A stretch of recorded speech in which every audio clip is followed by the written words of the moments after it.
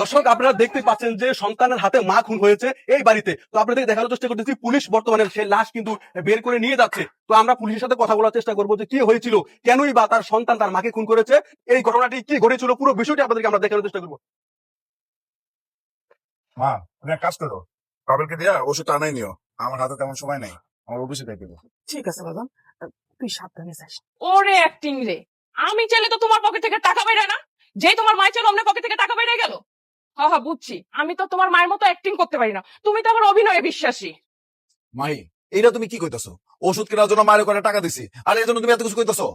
আমি চাইলে তো তোমার পকেট থেকে টাকা বেরোয় না। এই যে কয়দিন ধরে কইতাছি বাপের বাড়ি যাবো, কই টাকা তো দিলা না। আর যেই অমনি বুড়ি ডায়া কইলো বাবা আমি অসুস্থ, কয়টা টাকা দাও, অমনি পকেট থেকে টাকা বেরিয়ে গেল। মাহি, এবার কিন্তু অতিরিক্ত হয়ে যাইতেছে। আমার মা সারাটা দিন এই সংসার জন্য খাটাখাটি করে, আর মায়ের আমি কিছু না কিছু দিতেই পারি, তার জন্য তুমি এত কিছু বলবা? ও, তোমার মা একলা সংসারের জন্য খাটে তাই না?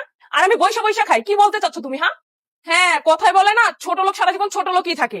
তোমার মতো ছোট লোককে বিয়ে করে আমি জীবনে সবচেয়ে বড় ভুল করছি। বৌমা, এই নাও টাকা, আমার টাকা লাগবে না। এই, আমি কি 100 টাকার কাঙ্গাল? আমি কি তোর মতো ফকিনি? বৌমা, আলামিন তোমার 100 টাকাই দিছে, আর এটার জন্যই তো তুমি ঝগড়া করতেছো। আরেকটা কথা, তুমি সবসময় আমাকে ফকিন্নি ফকিন্নি কও, একবার চিন্তা করে দেখো, তুমি কিন্তু এই ফকিন্নি বাড়িরই বউ। Thank you for watching part 2.